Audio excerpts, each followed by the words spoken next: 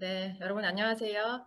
주한인도문화원과 용산구청이 함께 진행하는 아유르베다 주간 특별 강좌에 함께 해주신 여러분 진심으로 환영합니다. 저희 2017년부터 용산 구민들을 주한인도문화원에 모셔서 다양한 인도 문화에 대한 강연을 진행해 왔는데요. 올해는 코로나로 인해서 이렇게 온라인으로 만나 뵙게 됐습니다. 여러분 모두 건강하고 평안한 날들 보내고 되시길 진심으로 기원합니다. 아무래도 상황이 상황인지라 요즘 모두들 건강에 대한 관심이 한층 높아지셨을 것 같은데요. 그래서 앞으로 일주일 동안 인도의 전통 의학인 아유르베다에 관한 프로그램을 진행해 보고자 합니다. 여러분의 이해를 돕기 위해서 먼저 4일간은 인도에서 아유르베다를 전공하신 한국 전문가들께서 한국어로 진행을 해주실 거고요. 4일의 강연 후에는 11월 13일이죠. 이날은 아유르베다의 날이라고 하는데요. 금요일에는 한국과 인도 양국의 전문가들이 함께하는 아유르베다 국제 심포지움도 예정되어 있습니다. 모두들 끝까지 함께 하시면서 아유르베다에 대한 이해를 한층 높여가실 수 있길 바랍니다. 아유르베다에 대한 설명은 이제 강사님들께서 자세히 해주실 테니까요. 먼저 인도 문화 원장님의 환영사 후에 바로 강연 시작하도록 하겠습니다. 인도에서 소누 트리베디 주한인도 문화원장님 함께 해주고 계십니다. 환영사를 부탁드리겠습니다. May I now request Dr. Sonu Trivedi, the Director of Indian Culture Center, to deliver welcome remarks. Madam. Thank you, Momin. And thank you, Dr. Ko, for joining us today. On behalf of Embassy of India and Swami Vivekanand Cultural Center, Seoul, welcome all of you. It is both a great honor and my immense privilege to welcome all the participants at this very important Ayurveda Day lecture. Given the context of the current COVID-19 pandemic, including restrictions on the movement of people and the slowdown in our daily activities, Indian Cultural Center is organizing this week-long virtual discussion on the occasion of Ayurveda Day through video conference and other social media platforms. Let me at the outset thank Yongsan District of Seoul for partnering with us in organizing this lecture series. Like every year, I'm sure this lecture series will help us introducing India closer to the hearts and minds of people of Korea. Ayurveda is the oldest system of healthcare in the world. The Sanskrit word Ayurveda means knowledge of life. It is believed that diseases are the result of imbalances among the body, mind, consciousness, and environment. The treatment would therefore aim at eliminating or minimizing the causes of imbalance, which involves combination of internal purification, special diets, herbal remedies, massage therapy, yoga, and meditation. Ayurveda Day, which falls on 13th of November, also coincides with Dhanvantri Jayanti, revered to be as the god of health, which aims at promoting Ayurveda for health globally. It is a global initiative to promote and preserve the health science of Ayurveda. It embodies the principle of natural and sustainable living, and this day is aimed to promote the United Nations WHO Sustainable Development Goal 3, which reads like this: ensure healthy lives and promote well-being for all at all ages, by raising awareness about the strong role that Ayurveda can play in realization of this goal. Well, friends, let me not further dwell upon the topic, as we have an Ayurveda expert trained in India, Dr. Ko Kyung Ha, Director of Sri Veda, to speak upon Ayurveda, its elements, and relevance in the present times. I'm sure his expertise and rich experience will help us learn more about the benefits of this traditional form of knowledge. Dr. Ko's lecture will be followed by Mr. Dusan, who will be joining us live from Gujarat Ayurveda University in India on 11th and 12th of November to speak on Ayurvedic traditions in past and the present scenario.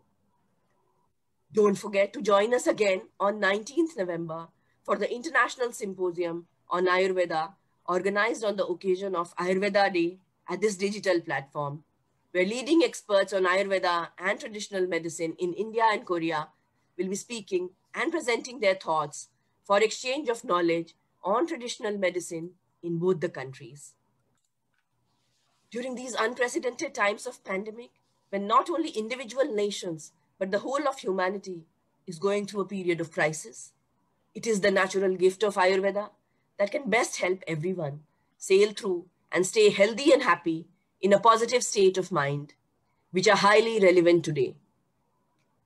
A big thanks and deepest appreciation to Yongsan District Office for joining us in this initiative. I take this opportunity once again to welcome you all.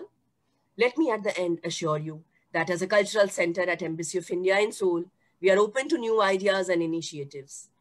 We welcome all suggestions and all such academic endeavors. Feel free to contact us through emails and other social media platforms. The whole idea is to make this platform more interactive and people-driven, and to bring glimpses of the diverse cultural canvas of India at your doorsteps. Thank you. 감사합니다. Thank you so much at this early hour. Hope you're doing great. Hope to see you soon. 자, 이제 강연을 시작해 보도록 하겠는데요, 여러분. 오늘과 내일의 강연은 고경아 선생님께서 진행해 주실 겁니다. 고경아 선생님은 구즈라트 아유르베다 의과대학교를 졸업하시고 동대학병원 인턴, 방갈로르 아유르베다 아카데미 인턴 후에 코널 대학교에서 채식 기반 영양학을 수료하신 바 있습니다. 현재는 아유르베다를 기반으로 임상 영양학을 더해서 현대인의 건강한 식단과 라이프스타일을 코칭하는 웰니스 스튜디오죠. 슈리베다의 원장님으로 활동하고 계십니다. 먼저 오늘은 보시는 바와 같이 아유르베다 나를 찾아가는 지혜라는 주제로 강연을 해주실 텐데요. 여러분 모두 잘 들어보시고 궁금하신 점은 강연 후에 질의응답 시간이 따로 마련될 예정이니까 그때 활발하게 질문해 주시면 감사하겠습니다. 자, 그럼 고경아 선생님을 모셔보겠습니다. 선생님 안녕하세요. 안녕하세요. 바로 시작합니까? 네, 시작 부탁드립니다. 네. 그럼 우선 트리베디님께 감사드리면서 Thank you for this opportunity. I'm great honor to open this Ayurveda week with my lecture. I'll try my best. 자, 그러면은 이제 오늘부터 이제 아유르베다 주간이 시작이 되고요.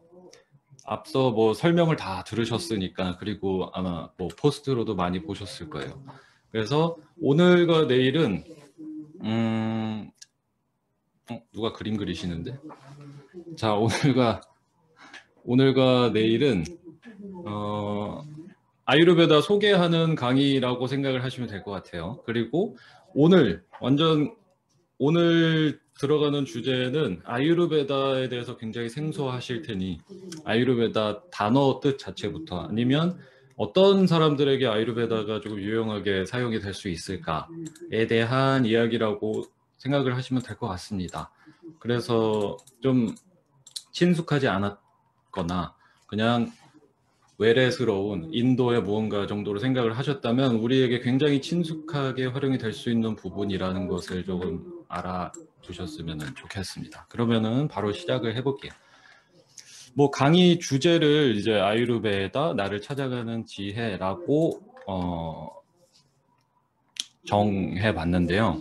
이렇게 정한 이유는 제가 아유르베다를 처음 접하게 된 계기 자체가 이런 이유에서였습니다. 인도를 처음에 가야겠다라고 생각이 들게 한 질문 자체가 바로 나는 누구지에 대한 질문에서부터 시작을 했거든요. 이제 그것을 아유르베다를 통해서 이해를 할 수가 있게 됐고, 뭐 물론 그 주변에 아유르베다를 통해서 주변에 있는 비슷한 지혜들, 뭐 명상, 빗바사나 명상이라든지 요가를 수련하시는 분들도 많을 테니 뭐 요가라든지 비슷한 철학들이 많이 있을 겁니다. 그래서 이런 비슷한 철학들이 갖고 있는 공통점, 이런 부분도 아유르베다를 통해서 조금 설명드릴 수 있는 시간이 될 겁니다. 네. 자, 그러면은 가장 먼저 아유르베다가 그래서 뭐야? 라고 생각이 드실 테니 아유르베다가 뭔지 설명부터 드리도록 하겠습니다. 가장 쉬운 설명 혹은 가장 뭐 올바른 설명이라고 한다면 이름에서 이미 나타나고 있죠. 베딕 힐링 시스템, 베다를 기반으로 한 치유 체계다. 이렇게 생각을 하시면 되겠습니다. 제일 많이 뭐 듣게 되는 게 뭐 여기 지금 적혀 있듯이 인도의 전통의학이라더라. 그 다음에 제일 많이 듣는 것이 뭐 장수의학. 이제 서양권에서 뭐 안티에이징을 다루는 의학이고, 뭐 자연치유다. 그리고 메인스트림에 있지 않기 때문에 대체의학이다. 요렇게들 이제 많이 표현이 되고 있어요. 가장 뭐 표면적으로 근원적으로 잘 표현한 것이 베다를 기반으로 한 치유의 체계다. 이렇게 아시면 되겠습니다. 그리고 인도의 전통의학도 맞고요. 하지만 담고 있는 내용들은 인도의 문화를 이해하거나 철학을 이해하거나 그 배경적인 종교적인 배경이 있어야 하는 것은 전혀 아니라는 것을 꼭 알아두셨으면 좋겠어요. 이것이 뭐 잘못 알려져서 종교적인 믿음이 있어야 하고 아니면은 뭐 영혼을 치유하는 의학이다. 뭐 이런 이야기들도 많이 있는데 너무 그렇게 멀리 가지 않아도 우리에게 일상에 적용할 수 있는 지혜가 아유르베다라는 것을 좀 알아두셨으면 좋겠고요. 아유르베다 경전을 딱 펼치면 아유르베다가 갖는 목적이 나옵니다. 그 목적이 바로 이 두 번째 줄에 있는 질병에 걸린 사람의 치유 그리고 건강한 사람의 건강을 유지한다. 이것이 아유르베다가 갖는 목적이 되겠습니다. 그러니까 건강한 사람을 건강한 삶을 유지할 수 있는 섭생법들, 건강한 음식, 생활 습관, 수면 습관, 마음가짐 등을 제공도 하지만 질병에 걸린 사람들을 치료할 수 있는 그렇기 때문에 이제 과정 자체에도 뭐 해부학, 생리학, 병리학 이런 것들을 기반으로 병원에서 과마다 내과, 이비인후과, 뭐 정형외과, 산부인과 이런 식으로 과가 다 정해져 있거든요. 이런 식으로 질병에 걸린 것을 치유하는 데도 활용이 될 수가 있고 제일 많이 이제 강조된 부분이 이제 바로 건강을 어떻게 유지하는가 이런 부분에 좀 초점이 맞춰져 있는데 근원적으로는 질병을 치유하는데 그거보다 더 근원적으로 표현하고 있는 것은 고통, 인간이 겪는 고통에 대한 이것을 어떻게 해결해 줄 것인가에서 출발을 했다고 보시면 되겠습니다. 몸과 마음의 고통, 이게 제가 아유르베다를 찾았던 가장 첫 번째 이유이기도 하고요. 건강하고 싶었고 육체적으로 건강하지 못한 기간이 너무 길었기 때문에 정신적으로도 굉장히 아프게 되는 그 기간이 너무 길었기 때문에 이러한 고통을 끝내고 좀 건강하게 행복하게 변화할 수 있지 않을까 해서 인도를 찾게 됐던 것입니다. 네. 그리고 요 제일 유명한 타이틀 중에 하나예요. 장수의학이라는 게 아유르베다에서 중요하게 다루는 컨셉들이 몇 가지가 있습니다. 아마도 들어보셨거나 인도 여행 중에 경험을 해보셨거나 누군가 어디 마사지 샵에 갔더니 우리 아유르베다 마사지 해요. 막 이런 얘기 들어보신 적 있을 거예요. 이런 것들의 출발이 아유르베다가 사람이 태어나서부터 죽을 때까지 노화가 일어나는 과정, 산화가 일어나는 과정을 이 오일을 가지고 치료에도 활용을 하지만 매일매일 스스로 오일을 어떻게 먹고 마시고 바르고 하는 요법들을 소개를 함으로써 매일매일 내가 늙어가는 에이징하는 산화가 되는 것을 이 오일을 활용해서 어떻게 치료를 해나가는지 이런 부분이 굉장히 강점이 있기 때문에 이런 것들을 차용해서 잘못 사용된 것들이 아유르베다 마사지다. 뭐 스파에 가시면은 이거 저희 아유르 기반으로 하고 있습니다. 그러면서 차트를 이렇게 막 작성을 시키고 차트를 작성했더니 당신 체질이 이런 것 같아요. 그러니까 우리가 이 오일로 써주겠습니다. 이런 것들 굉장히 이제 상업적으로 변형이 된 아유르베다지만 근본적으로는 왜 이런 것들이 시작이 됐는지는 여기서부터 출발이 되는 거예요. 그리고 아유르베다 하면 뭐 오일만 사용하나요? 뭐 생각하실 수도 있겠지만 굉장히 다양합니다. 음식 치유하는 법, 운동으로 치유하는 법, 명상으로 치유하는 법, 그리고 약재를 사용하는 것들 중에서 오일도 있고 다양한 약재들도 있고 굉장히 다양하게 자연적으로 접근할 수 있는 모든 재료들을 성질을 파악해서 어떻게 사람에게 접근하는지를 구체적으로 그리고 다시 한번 말하자면 객관적으로 다루고 있는 게 아유르베다예요. 종교적인 믿음, 그런 문화적인 배경이 들어가 있지 않습니다. 그리고 대체의학이라고 불리는 것은 이제 뭔가의 대체로 사용이 된다는 것이 주류가 있기 때문에 그것에 대체되는 것이 있다. 이렇게 표현이 당연히 되겠죠. 그러니까 지금의 현재의 주류가 되는 것은 알로패틱 메디슨, 현대의학이 되겠고 그것을 보완할 수 있는 뭔가 대체적인 의학이다 해서 분류를 해놓은 것들이 뭐 많을 거예요. 뭐 아유르베다뿐만이 아니라 한의학도 이제 조금은 위치가 달라지긴 했지만 이런 식으로 이제 대체의학이라고 불리는데 그렇다면 뭐 현대의학과 아유르베다의 차이점이 있을까? 요거를 조금 들여다볼 필요가 있는데요. 제가 보는 견해로는 디테일을 보느냐 아니면 전체를 보느냐예요. 나라는 사람을 기준으로 생각을 해보시고 내가 병원을 찾는다면 아유르베다 의사를 찾아가시는 것과 현대의학을 하는 병원에 가시는 것 어떤 것을 확대경을 들이밀고 보느냐의 차이인 것 같아요.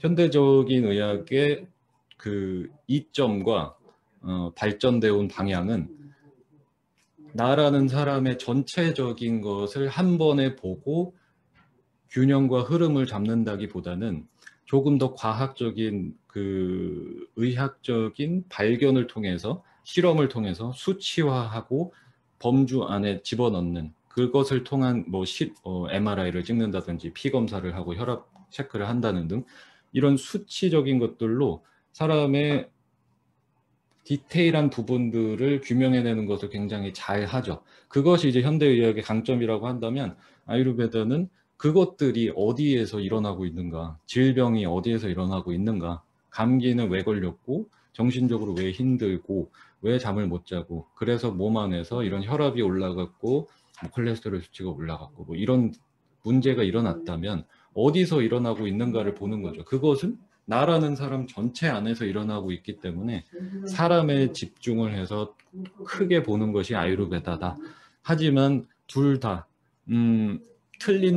틀렸다거나 부족한 점이 없다고 저는 봅니다. 다만 어떤 관점으로 사람을 대하느냐의 차이라고 봐요. 그렇기 때문에 뭐 아유르베다가 저는 무조건 옳습니다라고 보지도 않고 현대의학이 잘못됐거나 부족한 점이 있다고 보지 않고요. 이렇기 때문에 서로 보완을 할 수 있는 다리를 놓을 수 있는 굉장히 중요한 보완이 되는 것들이라고 생각을 해요.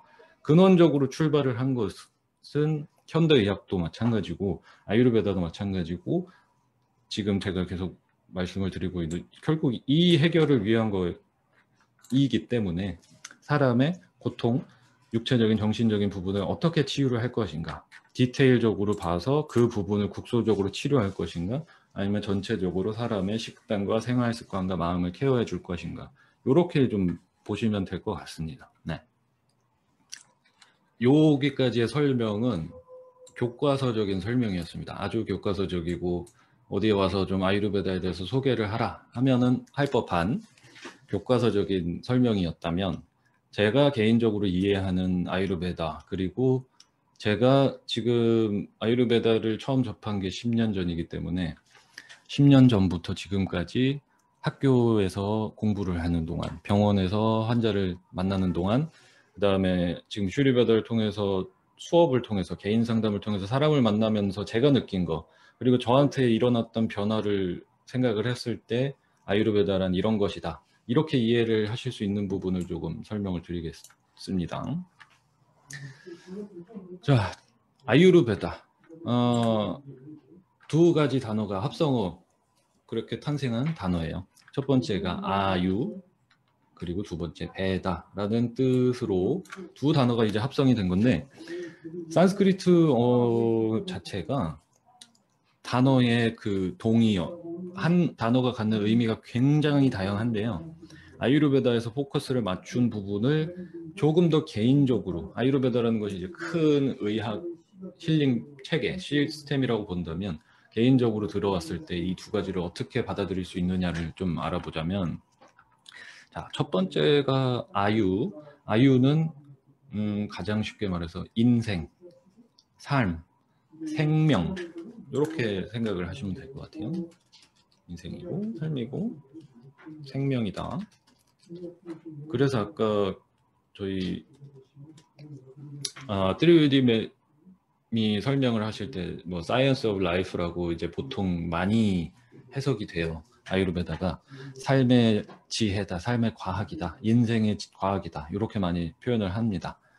그리고 베다가 바로 우리가 그 알고 있는 베다에서 기반을 하고 있는 체계이기 때문에 베다라는 이름이 붙었고, 그것보다 조금 더 포괄적인 내용은 지혜, 지식, 과학 이렇게 좀 생각을 하시면 될 것 같아요. 그러니까 바로 이게 가장 간단한 해석이 되겠습니다. 아유를 위한 지혜다.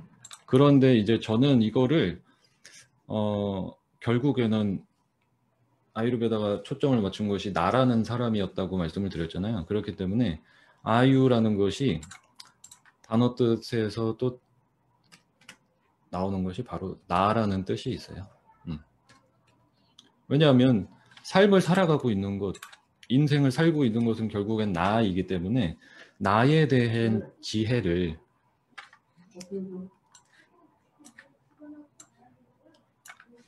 나를 이해하는 객관적인 지혜를 담은 철학이다. 이렇게 이해를 하시면 되겠습니다.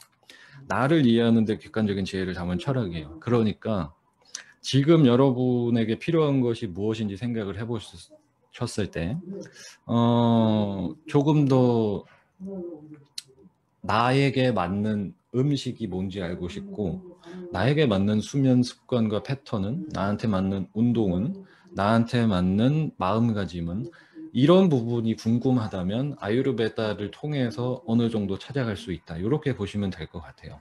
이게 이런 부분들이 이제 현대의학이나 다른 의학과 조금 차이점이라고 생각을 하시면 될 것 같아요. 개인한테 포커스를 맞춰서 개인이 스스로를 이해할 수 있는 지혜들을 경전 안에다가 굉장히 압축적으로 담아놨습니다. 그리고 그 경전이 좋은 점은 지금 4,000년, 5,000년 된 그 아유르베다의 경전의 지혜들은 업데이트가 된 것이 아니라 커멘트들, 주석들만 달려나가고 있어요. 그 얘기인즉슨 오랜 시간 동안 그 지혜들이 사람들의 경험에 의해서, 시간에 의해서 증명이 되어 왔고, 그 근본적인 진리라는 것은 변하지가 않기 때문에 나라는 사람을 이해하는 데 있어서 현대적으로 변화하는 것들은 있지만 그 안에서 이해를 해줘야 될 내 안에서 일어나고 있는 변화를 이해하는데 굉장히 객관적인 지혜를 체계적으로 잘 담고 있다. 이렇게 보시면 될 것 같아요. 그래서 제가 이제 수업 때마다 항상 가장 많이 하는 이야기가 아유르베다가 옳습니다, 여러분. 아유르베다 믿습니다. 이렇게 가실 필요 없고 그렇게 얘기하고 싶지도 않고요. 저는 아유르베다를 선택을 했습니다. 모든 사람이 저처럼 인도를 가서 아유르베다를 막 힘들게 공부를 하고 오실 필요도 없고, 왜 그러냐면 아유르베다도 한 종류의 의학이고, 아까 현대의학도 마찬가지고 한의학도 그렇고, 그리고 뭐 여러 가지의 종류의 철학들도 있고, 문학 작품들, 그리고 예술 작품들, 특히 뭐 내가 좋아하는 명작, 고통스럽게 그려낸 명작 그림들, 페인팅들, 아니면 명화라고 하는, 뭐 영화도 그럴 수가 있겠고요. 아니면은 음악들도 있을 수가 있겠고, 요런 예술 작품들, 종교들, 이 모든 것들의 공통점이 뭘까요? 공통점. 요것이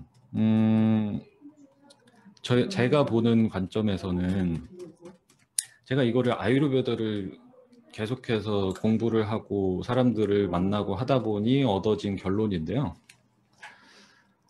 결국에는 몸과 마음의 고통에 대한 탐구에서 시작이 됐다고 봅니다.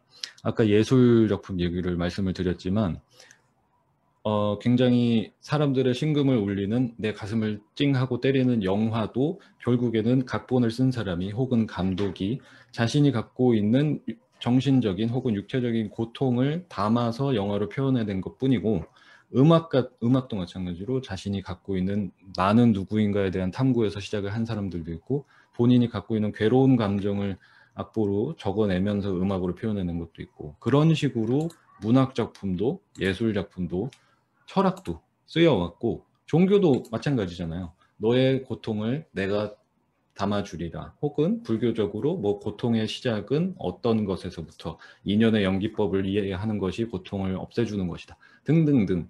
모든 것들이 근원적으로 내가 갖고 있는 고민과 고통에 대한 탐구에서 시작을 했기 때문에 이런 것에 의문이 있으시다면 아유르베다를 공부하시건 영화 공부를 하시건 예술 작품을 공부를 하시건 종교적인 공부를 하시건 아무 상관이 없다고 봐요. 그 중에서 저는 아유르베다를 택한 거고 이것이 나는 누구지? 나는 뭐 하는 사람인지 뭐 하고 싶은 사람인지에 대한 의문이 있으시다면 이것이 그냥 되게 구체적으로 나에 대해 건강에 대해서 잘 알고 싶다든지 행복해지는 정신적으로 행복해지는 이런 것들이 알고 싶다면 아유르베다가 굉장히 좋은 도구 중에 하나가 될 수가 있을 것 같아요. 나를 이해하는 객관적인 지혜를 담은 철학이기 때문에 아유를 위한 지혜라고 말씀을 드렸잖아요. 아유를 위한 지혜, 나를 위한 지혜예요. 네.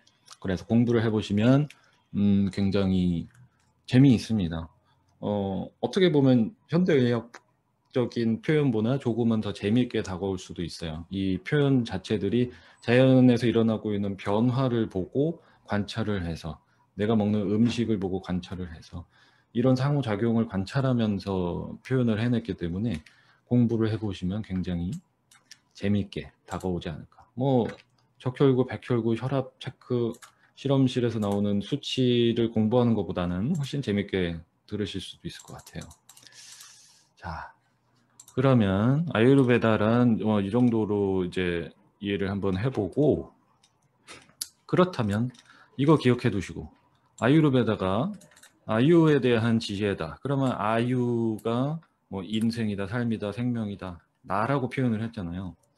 그럼 이 나라는 사람은 어떻게 구성이 되어 있는지 경전에서 이렇게 설명을 해주고 있습니다. 자,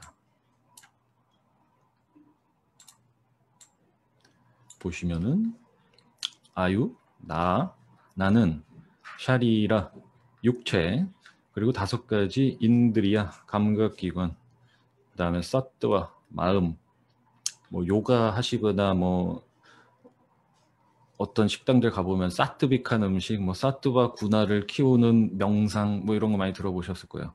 그리고 아뜨마는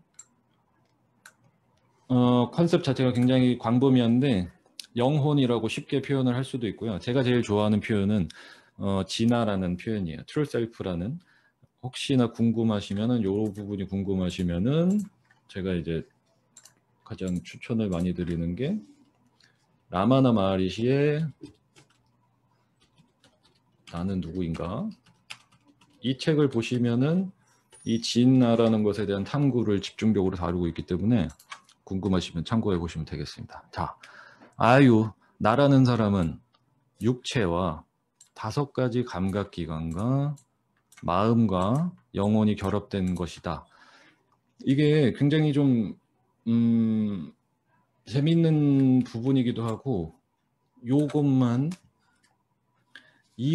잘 기억을 해두셔도 내가 어디에 초점을 맞춰야 되는지 내가 지금 갖고 있는 문제 뭐 누군가 때문에 화가 난다든지 어떤 병에 걸려 있다든지 무슨 문제가 있다면 요것을 보시고 어디에서 왜냐하면 나라는 사람 안에서 문제가 일어나고 있기 때문에 어떤 것이 잘못되어 가고 있는지를 찾아가는 재미가 있습니다. 이제 질병의 원인에 대해서 설명을 들으시면 이게 좀 어느 정도 더 설명이 될 거예요. 감각기관으로 표현한 것 인드리아는 당연히 시각, 청각, 후각, 이각, 그 다음에 촉각 이렇게 5가지겠죠. 이 5가지 감각기관과 마음과 육체 안에서 그래서 제가 요거를 이제 좀 짧게 해석을 할 때는 요렇게 표현을 합니다. 우리 지금 밑으로 내려갔죠? 잠깐만요. 저는 요렇게 생각을 합니다. 육체 안에 감각기관과 마음의 작용으로 살아가는 진아, 트루셀프, 진정한 나, 진정한 내가 바로 아유, 나라는 사람이다. 이렇게 좀 이해를 하시면 좋을 것 같아요. 육체 안에서 일어나고 있죠. 육체 안에서 요게 굉장히 아유르베다의 중요한 컨셉, 아유르베다만의 컨셉은 아니지만 나라는 사람이 내 눈과 코, 귀, 입, 피부, 혀를 가지고 살아가는데 이것들에 필요한 접촉을 하면서 살아가고 있잖아요. 지금 여러분이 눈을, 시각을, 감각기관을 가지고 화면을 보시면서 귀로 얘기를 듣고 계시잖아요. 지금 이렇게 작용을 하고 있는데 이렇게 살아가고 있단 말이죠. 내 몸 안에서. 근데 여기에 중요하게 여러분이 지금 화면을 쳐다보고 제가 말은 하고 있지만 마음이 딴 생각에 가 있었다면 점심에 오늘 먹기로 한 이게 기대가 된다. 배고프다. 마음이 거기 가 있거나 이거 끝나고선 어디 가야지. 아니면 어제로 여행을 가셔가지고 어제 그 양반이 나한테 왜 그런 소리를 한 거지 도대체. 마음이 거기 가 계시면 감각기관과 결합이 되지 않기 때문에 제가 이렇게 앞을 보고 있어도 제가 딴 생각을 하고 있으면 뭐가 일어난지 모르잖아요. 이런 부분을 얘기를 하는 겁니다. 누가 옆에서 막 엄마가 뭐라고 얘기를 하는데 나는 딴 생각을 하고 있어요. 마음과 감각기관이 결합이 되지 않으면 육체 안에서 어떤 작용도 일어나지 않는다. 이렇게 보시면 돼요. 그래서 건강하지 못한 사람들을 데려다가 요즘 하는 말로 제일 많이 사용하는 것이 마인드풀니스. 마인드풀하게 먹어라. 마인드풀하게 살아라. 왜? 마음을 담아서 보고 듣고 먹고 생각하라고 말씀을 드리는 거예요. 요즘은 밥을 먹어도 핸드폰을 보면서 먹고 있고 뭘 해도 다른 것과 계속해서 연결이 돼서 마음이 왔다 갔다 하시기 때문에 이 마인드풀니스라는 것이 왜 요즘 사회에 와서 다시금 이렇게 떠오르고 있는지, 마음을 다해서 살아가는 것이 건강에 왜 중요한지가 이제 드러나고 있죠. 그 배경이 바로 이런 데에 있는 거예요. 나라는 사람은 육체 안에서 감각기관과 마음의 작용으로 계속해서 반응이 일어나면서 살아가고 있는 진화이기 때문에 이것이 마음이 다쳐가거나 감각기관을 잘못 쓰시거나 육체가 병들어가기 시작하면 결국엔 그 내면에 있는 트루 셀프라는 진정한 나라는 사람, 뭐 저라는 사람으로 예를 들으면은 저는 뭐 슈리베다의 뭐 대표다, 뭐 아유르베다 의사다, 이거는 타이틀일 뿐이거든요. 근원적으로 저라는 사람은 말 그대로 나라는 사람이 있고 그 위에 덮어 씌워진 것들이 다 있을 거예요, 사람마다. 근데 그 안에 있는 것을 찾아가는 것이 진화를, 트루셀프를 찾아가는 길이고요. 요것이 다른 것들에 의해서 오염이 되고 거쳐 있지 않은, 이런 게 어두워져 있는 상태, 이런 것들을 깨워내는 것들이 바로 마인드풀하게 먹고 생각하고 살아가는 것에서부터 시작을 할 수 있는 거예요. 네. 네. 잘 듣고 계시겠죠? 네. 그러면은 여기 이제 화면이 띄워져 있는 분들을 보면은 잘 듣고 계시고요.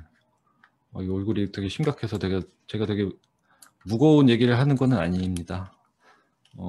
알아두면 좋은 이야기들을 하고 있어요. 자, 그러면은 바로 이어서 요거 지금 잘 들으셨으니까 요거를 바탕으로 감각기관 자꾸 제가 얘기를 하고 있잖아요. 요것을 이해를 하셔야 왜 아픈지가 이해가 조금 되실 거예요. 왜 나 아프지?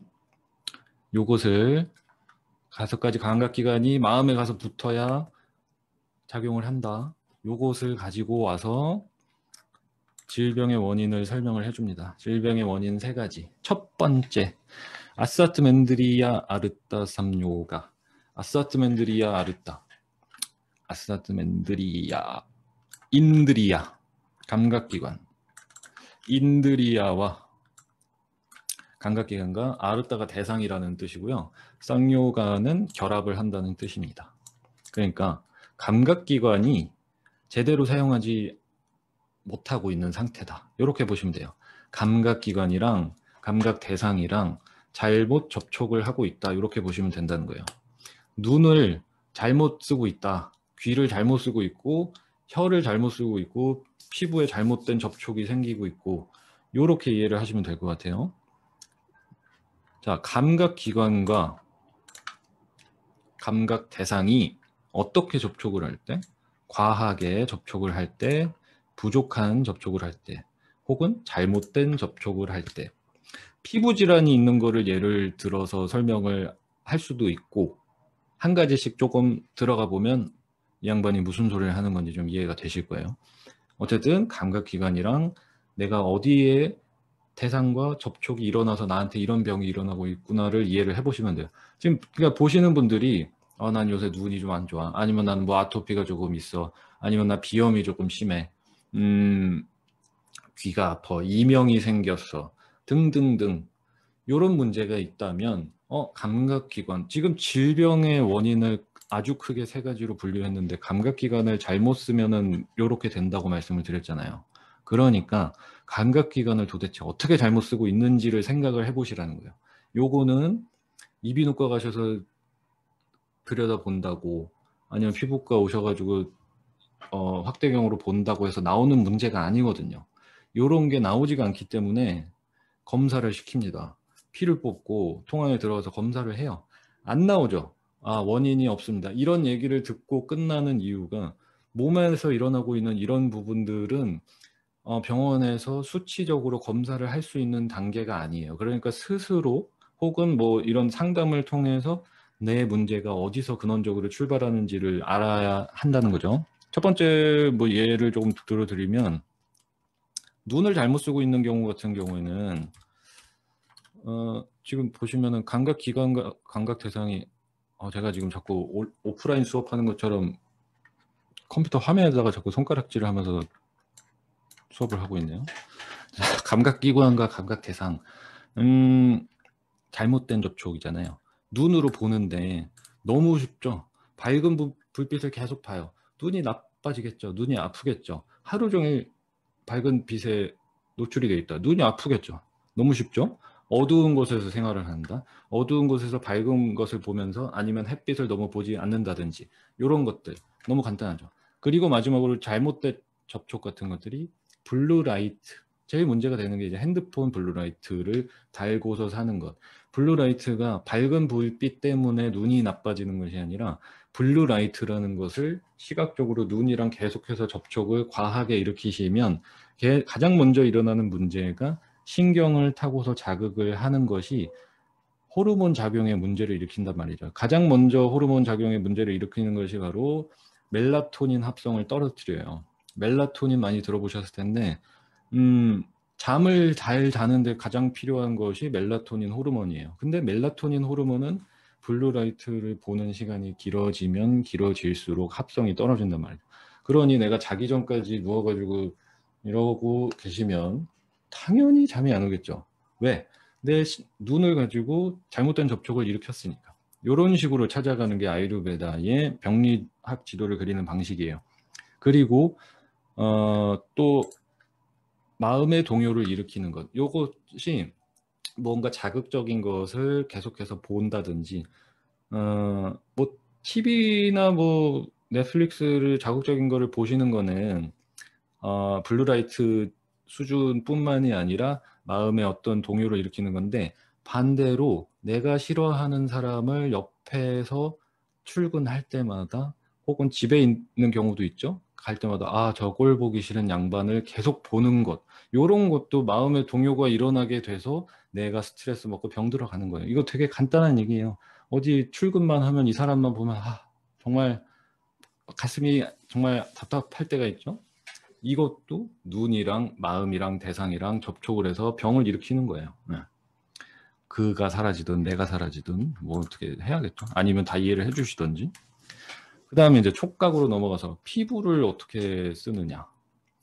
피부에 당연히 뜨거운 게, 너무 차가운 게 닿으면 화상이라는 게 일어나서 피부 조직이 손상이 되겠죠. 두 번째는 부족한 접촉이 뭐냐. 지금 같은 시기에 겨울철에 제일 많이 일어나는 문제입니다. 겨울철과 노인분들에게 제일 많이 일어나는 문제가 이제 햇빛을 보지 못하는 것이 가장 문제예요. 겨울이 되면은 일조량이 떨어지고 사람들이 춥기 때문에 바깥 외출을 꺼려하고, 나가도 꽁꽁 싸매고 나가게 될 거예요. 그렇기 때문에 햇빛에 노출되는 시간 자체가 굉장히 크게 떨어지게 되고, 비타민 D 합성 자체가 떨어지기 때문에 노인분들이 겨울철이 되면 면역력이 극심하게 떨어지고 몸에 가려움증이 겨울만 되면 심해지는, 건조해지는, 겨울 되면 건조해지는 분들 많으실 텐데 비타민 D가 자연스럽게 떨어지게 되면 그 여러 가지 작용들 중에서 일어나는 것들 중에 하나예요.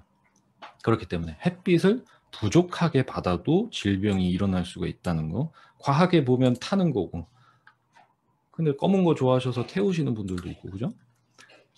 그 다음에 마지막으로 피부를 잘못 쓰는 거, 케미컬 스트레스라고 이제 표현을 하는데, 화학 물질이 피부에 닿는 거죠. 화학 물질이 피부에 닿는 거. 저는 실험실에서 일하지 않습니다 라고 생각하시겠지만, 내 주변에 화학 물질이 얼마나 많이 있는지, 가장 심하게 있는 것이 폼 클렌징, 샴푸, 트리트먼트, 그 다음에 몸에 좋다, 피부에 좋다고 바르시는 것들 등등등, 이런 많은 것들이 전부 다 화학 물질로 이루어져 있고, 피부의 보호막을, 피부에도 아그니가 있다고 표현을 해요.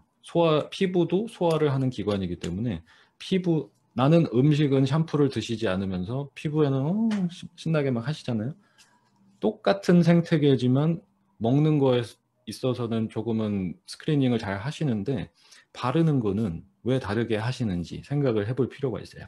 피부도 소화를 하는 기관이고 입도 소화를 하는 기관이에요. 먹을 수 없는 것을 바르지 말라는 이야기는 많이 들어보셨을 거예요. 이런 것처럼 화학적인 스트레스가 피부에 의해서 계속 접촉이 되고 있는 부분들을 찾다 보면 피부 질환을 앓고 있는 아이들 같은 경우에 이제 면역력이 떨어지면서 뭐 아토피, 건선 뭐 이렇게 빠지거나 면역성 질환으로 빠지게 되는 것들도 요런 케미컬 스트레스 차단이 일어나지 않고서는 병의 치유가 일어나지 않아요. 왜냐하면 이런 상태로 병원을 가시면 처방을 받는 게 스테로이드 연고이고 가려우면 히스타민제를 받아서 먹는 것뿐이기 때문에 요런 근원적인 원인이 어디서 일어나는지를 체크하고 찾으시는 수밖에 없습니다. 자, 그리고 마지막 예시는 미각인데요. 입으로 이게 제일 많이 망가지고 있는 부분이겠습니다. 이게 맛의 과용이라고 하는 것이, 이거는 내일 수업에서 이제 진행이 될 거예요. 음식의 맛과, 내일이 이제 음식과 수면과 마음가짐에 대한 이야기인데, 맛의 과용이라는 것이 아유르베다에서는 6가지의 맛을 어떻게 활용하느냐에 따라서 달고, 시고,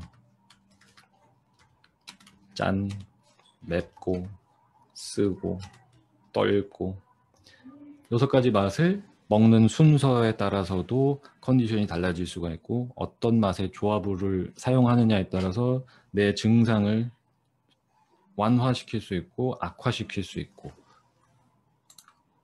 맛을 잘못 쓰고 있는 부분도 음식 케어 중에 한 가지가 반드시 되어야 되는 부분이에요. 두 번째는 이제 뭐 부족하게 일어나는 게 뭐겠어요. 뭐 영양 부족하게 골고루 먹지 못하는 것, 이게 제일 가장 큰 문제가 될 테고, 마지막은 이제 음식의 형태를 띤 약물이다.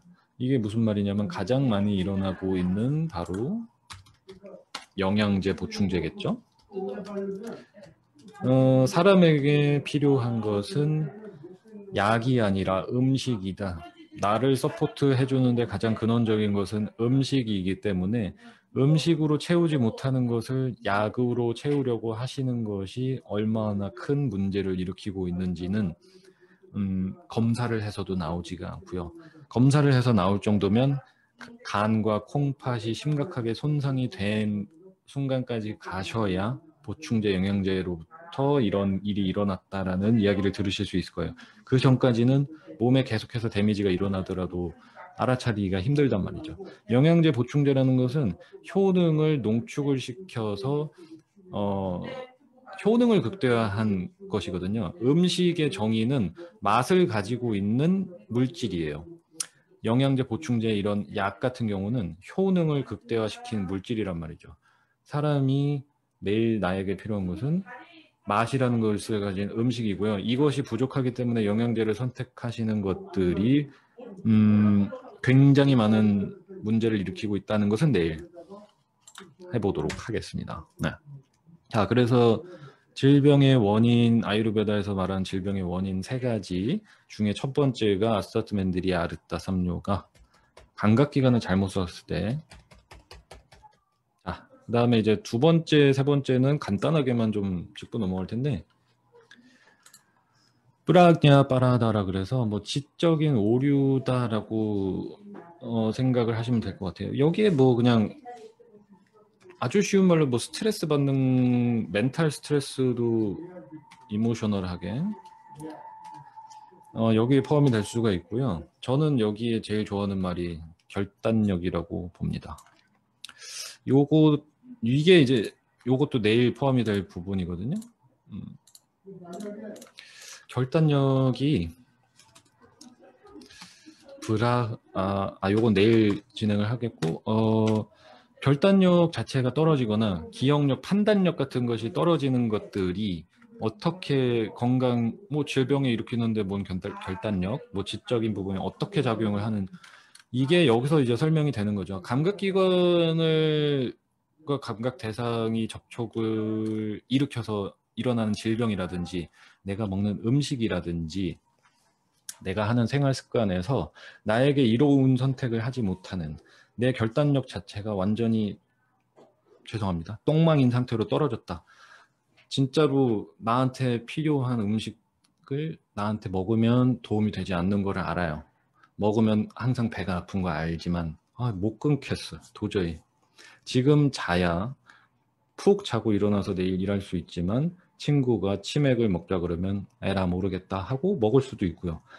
요런 디테일적인 부분에서 내가 나한테 이로운 선택을 못하는 것들, 요런 부분들이라고 일단은 좀 생각을 해보시면 될 것 같고, 혹은 그냥 뭐 스트레스가 많아서 마음에 짐이 되는 것이 많아서 내가 항상 어떤 사람과 있으면서 스트레스를 받는 시간이 너무 길어지다 보니 이런 스트레스에 의해서 이성적인 판단이 조금 떨어지게 되는 이런 것들이라고 좀 생각을 하시면 될 것 같습니다. 그러면 이제 요거를 내일 어떻게 뭐 케어를 좀 할 수 있는지, 요거 음식과 생활습관, 정신적인 부분 케어하는 게 이제 내일 수업에서 나올 거고요. 요게 이제 두 번째 질병의 원인이었고, 마지막이 파리나마, 요거는 리듬이 깨어진 상태라고 보시면 될 것 같습니다. 리듬이 깨어진 상태. 지금 이제 잘 천천히 보세요.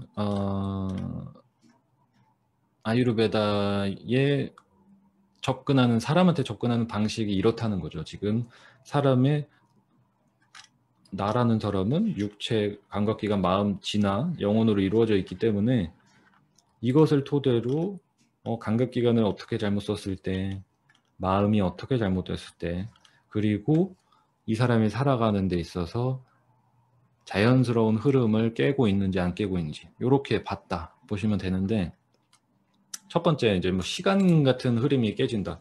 이게 너무 당연한 얘기인데요. 아유르베다의 지혜가 담고 있는 것들이 굉장히 뻔한 이야기들이 많아요. 당연하지 하는 얘기들. 왜 담겨 있는가? 진리이기 때문에 담겨 있고 사람들이 가장 따라하지 않는 것이기 때문에 계속해서 강조를 하고 있는 것 같아요. 일찍 자고 규칙적으로 먹고 건강하게 먹고 운동해라. 누가 모릅니까? 안 하기 때문에 건강하지 않죠? 그런 얘기를 다 담고 있어요. 수면 시간이 리듬이 깨어지는 순간 어떻게 질병이 시작이 되고 어떤 질병으로 가는지를 이야기하고 있고, 식사 시간이, 식습관이 어떻게 시간이 잘못 배정이 돼 있어도 어떤 질병이 가는지가 다 다르단 말이죠. 아침 식사에 권장이 되어야 할 아이템과 조리법과 맛이 따로 있고요. 점심시간, 저녁시간이 다 다르단 말이죠. 아침, 점심, 저녁 본인들도 아실 거예요. 컨디션이 다르고 소화력이 다르다는 거. 근데 아침, 점심, 저녁의 컨디션을 고려하지 않은 시도 때도 없이 먹는 간식과 영양제와 떡과 주전부리, 이런 것들, 리듬을 깨는 것들이 왜 건강을 망치는지를 아유르베다에서 구체적으로 설명을 하고 있고요. 이것도 이제 내일 음식 편에서 나올 부분이에요. 그래서 나의 흐름, 나의 시간, 내가 먹는 시간, 내가 운동하는 시간, 내가 자는 시간, 이런 것이 깨졌을 때 질병으로 가는 요 부분. 그 다음에 이제 두 번째는 계절인데요. 환절기가 되면은 모두가 다 동시다발적으로 체질도 비슷한데 모두 비슷하지만 체질도 다르지만 사람도 다 다른데 환절기가 되면 기하급수적으로 아픈 사람이 많아지는 것, 이런 것들이 바로 계절적인 변화가 리듬이라는 것 자체가 변화가 굉장히 크기 때문에 여름에서 가을로 지금 이제 가을에서 입동을 했으니까 겨울로 보면 가을 기후에서 가을 기후가 잦아들면서 겨울 기후가 시작되는 이 변화 자체가 굉장히 커요. 자연적으로도 굉장히 크기 때문에 그 안에서 살아가고 있는 우리에게는 물이나 공기나 온도 같은 것들의 변화가 심각하기 때문에 여기에 따라서 우리의 몸에 일어나는 변화가 크기 때문에 리듬을 잘 챙기는 이런 것도 이제 르뚜짜리아라고 하는 계절섭생법에서 굉장히 중요하게 다루고 있는 부분이에요. 그리고 맞지 않는 기후라는 거는 뭐 겨울인데 갑자기 비가 미친 듯이 온다든지 여름인데 춥고 바람이 많이 분다든지 이런 기후적인 갑작스러운 변화도 이제 리듬을 깨어지게 만드는, 그러니까 왜 아픈지, 이 사람이 왜 아픈지를 봤을 때 계절적인 변화에 적응하는 음식과 생활 습관을 바꿔주지 못한 것들도 있을 수가 있고요. 마지막으로 장소는요, 요거는 지금 잘 안 일어날 거예요. 왜냐하면 코로나 때문에. 해외여행 생각하시면 가장 편할 것 같습니다. 리듬이 한 방에 박살이 나는 아주 완벽한 조건이 해외여행 아니겠습니까? 여기 있다가 뿅 하고 날아가서 내리자마자 기온과 물과 공기, 음식이 모든 게 한 번에 다 변하죠. 그런데 또 우리는 해외여행 가면은 또 얌전히 뭐 방에서 요가를 하다가 자겠습니까? 오늘 또 여기를 왔으니 안 먹던 것도 먹어줘야 되고 나가서 놀아줘야 되고 하겠죠. 기온이나 물이나 음식, 공기 이런 것들이 크게 변한 상태, 이런 것들이 사람의 리듬을 깨어지게 만들기 때문에 여행 중에 이렇게 아프신 거 경험하신 분들 많을 거예요. 우리가 지금 이제 질병의 원인이 되는 것들을 이야기를 하고 있으니까 이런 시간적인 요소에서 리듬이 깨어질 때 어떻게 질병이 되는지 이런 것들이 아유르베다에서 얘기하고 있는, 요것을 시작했던 이유가 이제 감각기관에 대해서 건강하게 써야 하는 이유를 설명을 하다가 좀 설명을 드려봤습니다. 끝까지 하고 질문 받을까요? 아니면은 알겠습니다. 자, 스트레칭 한 번들 하세요.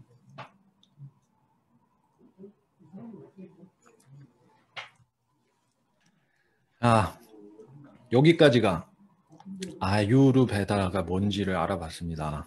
그렇다면은 아유르베다가 우리 삶에 접근하는 방식을 조금 이해를 해볼 필요가 있겠습니다. 첫 번째, 아유르베다는요, 주요한 경전이 굉장히 많은데 가장 중요한 경전 3가지가 있습니다. 첫 번째가 짜라카 사미타, 몰라도 돼요. 두 번째 수슈루타 사미타, 몰라도 됩니다. 세 번째 바로 아시탕가 흐르다이. 아시탕가 요거 하면서 들어봤는데 그 아시탕가가 맞아요. 아시탕가, 아시트 앙가, 아시가 숫자 8, 그 다음에 앙가가 브랜치라는 뜻이에요. 8가지 브랜치, 8가지 과목인데 이게 중요한 게 아니라 아시탕가 흐르다임이라는 거는 짜라카 사미타, 수슈루타 사미타, 이 중요한 외과적이고 내과적인 경전 2가지를 저처럼 이렇게 의학적으로 이해하는 게 떨어지는 학생들을 위해서 아주 쉽게 모아서 아주 쉽게 편찬을 한 것이 아시탕가 흐르다임이다 라고 생각하시면 돼요. 차라카 사미타나 수슈루타 사미타는 굉장히 양도 방대하고 좀 이해하는 게 쉽지가 않거든요. 그런데 저처럼 이해력이 떨어지는 친구들을 위해서 이렇게 시적으로 아주 쉽게 읽기 쉽게 잘라놓은 것이 이제 아시탕가 흐르다임이에요. 그래서 저는 모든 수업이나 모든 것들의 기반은 이 아시탕가 흐르다임 경전을 기반으로 두고 있습니다. 그리고 만약에 아유르베다 관련된 서적이 궁금하시다면은 저희 이제 금요일 날 그 발표도 하실 송한영 선생님도 계시지만 송한영 선생님이 인도 전통의학 아유르베다라는 책도 한글로 쓰셨어요. 제가 이제 추천드리는 유일한 책이 그 책이고요. 송한영 선생님 책. 그게 아니고 나는 더 깊은 얘기를 읽고 싶다? 그러면 아시탄가 흐르다임 경전 사셔서 보셔도 됩니다. 자, 그래서 경전 이야기가 왜 나왔냐면요. 경전의 흐름이랑 단어 배열의 중요성을 좀 알고 보면 재밌거든요. 오늘 그래서 한 구절을 이제 소개를 해드리면 이걸 들으면 아, 그렇구나가 이해가 되실 거예요. 우리도 무언가에 대해서 설명을 할 때 중요한 거를 초장에 빵 터트려서 사람들의 이목을 확 끌고 시작을 할 수도 있잖아요. 뭐 스피치 방식이 여러 가지가 있겠죠. 그렇게 시작을 하는 것이 아유르베다 경전 구절에서도 중요한 단어를 딱 짚어주고 생각을 할 수 있게끔 하는 시간을 좀 주는 것 같거든요. 요게요. 한 가지 이제 보시면은 알 거예요. 아, 그리고 이제 경전 챕터가 넘어가면 넘어갈수록 우리가 인생에서 어떻게 흐름을 타고 가야 되는지를 잘 설명하고 있거든요. 이 경전에서. 아시탄가 흐르다얌이라는 경전에 수트라스타나라는 첫 번째 장에서 바로 첫 번째 챕터. 그냥 아시탄가 흐르다얌 경전을 딱 피면 맨 첫 장이 아시탄가 흐르다얌 수트라스타나의 챕터 1번 아유시가미야라 그래서 삶에 대한 열망이라는 챕터가 나와요. 이제 뭐 여기에 장수에 대한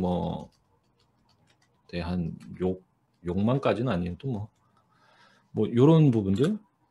그래서 인생에 대한 삶에 대한 기본적인 컨셉들을 아유르베다식으로 다 정리를 해놨어요. 요것이 바로 아시탄가 흐르다얌 첫 번째 챕터에 나와 있는데 그 중에서도 첫 번째 요거를 이제 슐로카라 그래요. 요상하게 생겼죠? 힌디를 읽으시는 분들은 다 읽으실 수 있어요.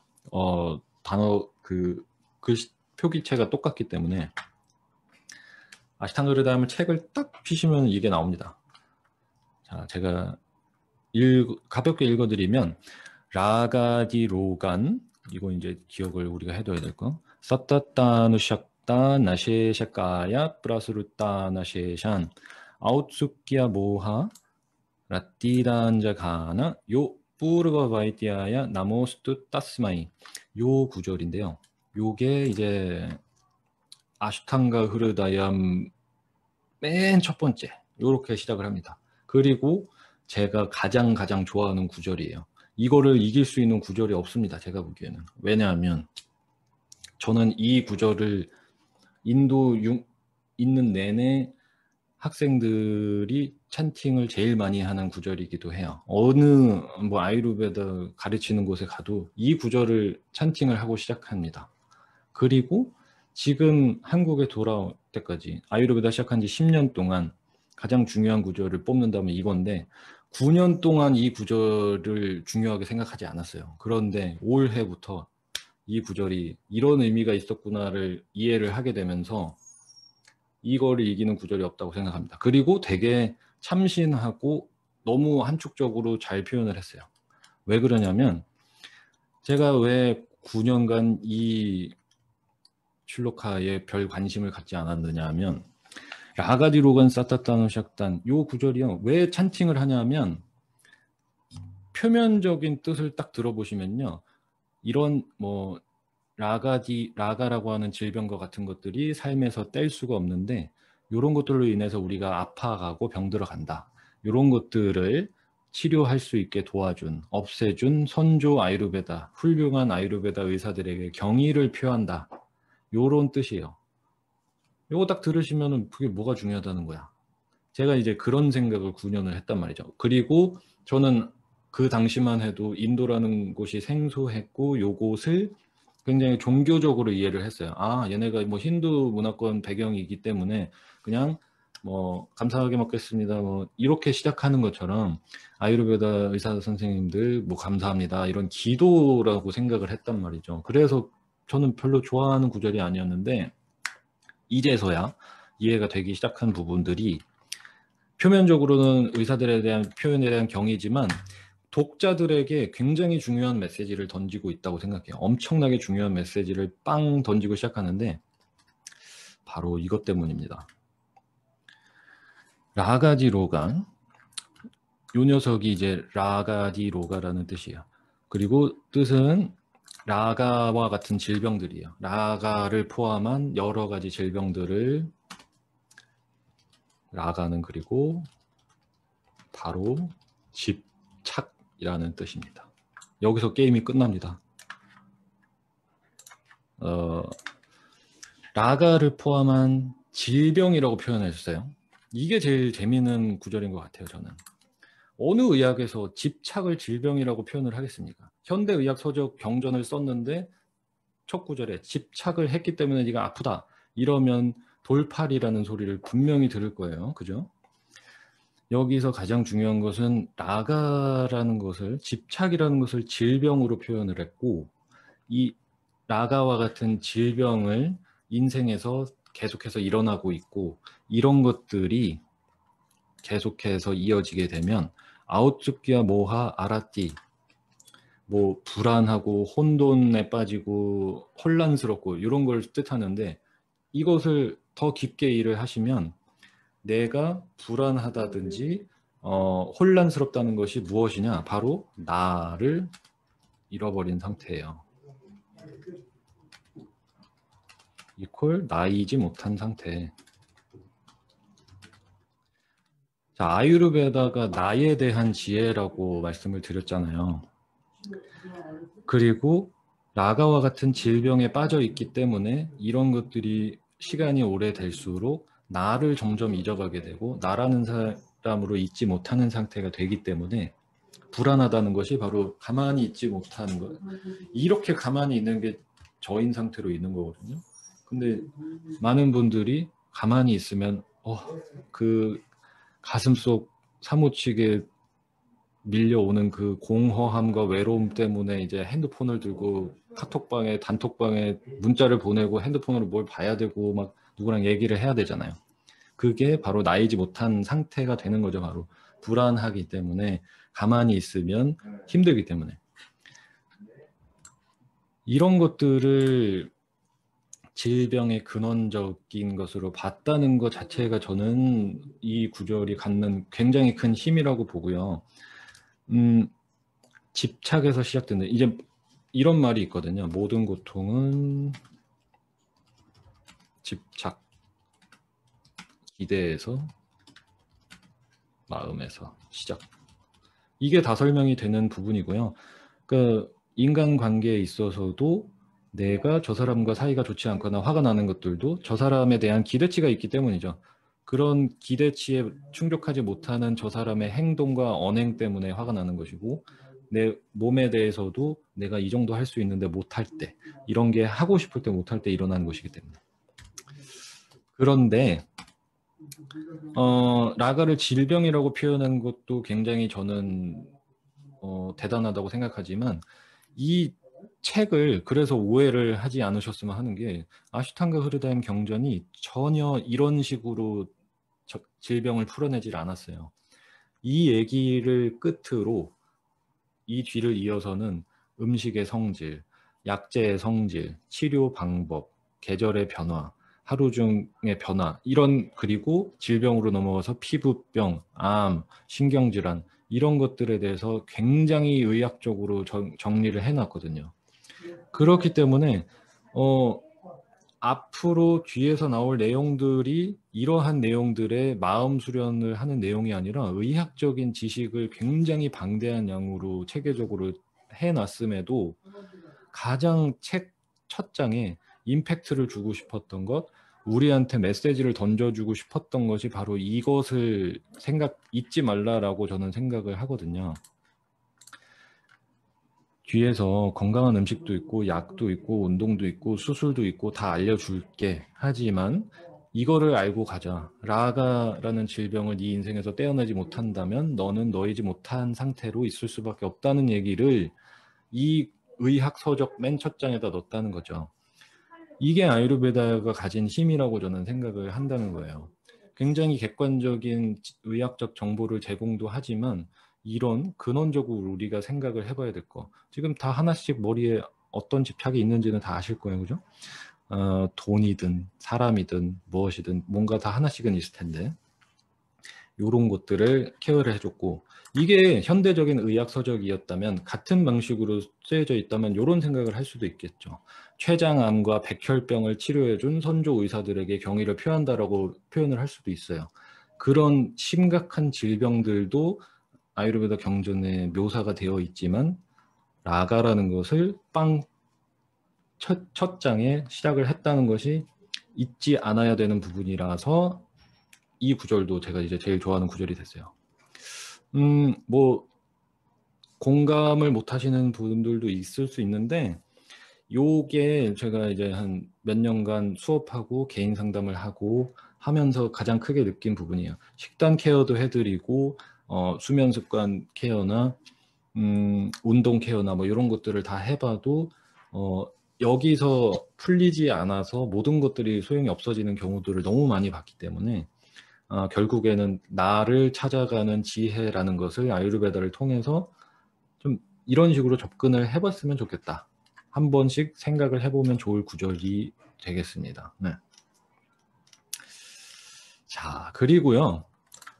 장수에 대한 열망을 해서 앞에서 도샤라는 이론도 있고요. 도샤라는 것이 이제 아유르베다에서 흔히 말하는 체질, 아유르베다에서 이런 체질이 있다더라 얘기를 혹시나 들어보셨다면 그런 모든 것들을 설명하는 것이 이제 도샤라는 이론이 있고요.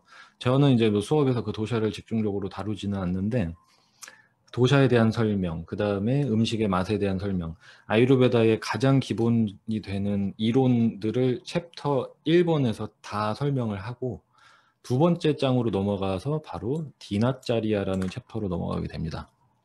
이것이 바로 디나가 데이라는 뜻이고 짜리아가 레지멘, 뭐 요법들, 그러니까 하루를 나에게 맞게 건강하게 사는 법을 챕터 2장에서 알려줍니다. 1장은 아유르베다가 가진 컨셉들이 이렇다, 잘 알아둬라. 그리고 그것을 바탕으로 2장에서 바로 아침에 일어나서, 아침에 너 몇 시에 일어나는 게 좋아, 왜? 그거 설명해주고, 아침에 일어나서 바디 스캔을 하도록 하고, 정화하는 요법, 5일로 그 아까 말한 장수의학이라 불리기 시작한 것이 바로 모두가 디나짜리아에서 시작이 됐어요. 이 정화하고 오일하는 요법들이. 그리고 몸을 어떻게 움직이고, 아침 식사를 어떻게 먹고, 마음가짐을 어떻게 하고, 점심, 저녁으로 이어져서 수면, 그러니까 아침에 일어나서 잠에 드는 시간까지 나한테 맞는 음식과 생활 습관과 패턴을 찾아가는 지식을 담은 게 바로 이 디나짜리아 챕터. 그리고 이어서 3번 챕터가 루뚜짜리아라고 하는 계절 섭생법으로 넘어갑니다. 이게 어떤 흐름으로 가시는지를 좀 이해를 하면서 보셨으면 좋겠어요. 계절에 따라 변화하는 나라는 사람의 소화력과 대사력을 바탕으로 이런 것들을 선택하는 지혜를 제공한다. 지금 흐름을 쫙 보시면은 던지고 있는 메시지는 이거예요. 아유르베다는 마음적인 부분, 그리고 육체적인 부분, 네 주변에서 일어나고 있는 모든 일들을 도샤라는 컨셉을 가지고 쉽게 설명을 해주겠다. 이런 음식은 이런 도샤를 높이고 이런 도샤를 낮추고, 이런 행동은 이런 도샤를 높이고 이런 도샤를 낮추고, 하루 종일 이렇게 먹어야 되고 이렇게 자야 되고, 계절이 변할 때는 이렇게 바꿔줘라. 지금 이 사이클을 따라서 가는 거예요. 하루를 잘 살도록 해주고, 하루가 모여서 계절을 잘 살도록 해주고요. 이게 계속해서 돌잖아요, 사이클이. 그리고 전체적으로 딱 보시면은 태어나서 죽을 때까지 이 사이클 안에서 이런 표현으로 이제 설명을 하고 있어요. 나라는 사람은 소우주, 그리고 나를 둘러싼 이 모든 것들, 나를 둘러싼 자연도 마찬가지고 공기도 물도 흙도 사람들도 마찬가지로 모든 것은 대우주라고 표현을 해서 이 사이클 안에서 하루를 살아가고 계절을 살아가고 인생이라는 사이클을 살아가는 안에서 균형을 찾아가는 지혜를 제공을 하는 것이 이제 아유르베다입니다. 이렇게 설명이 될 수가 있어요. 이게 이제 아유르베다의 가장 기본적인 설명들이 되겠습니다.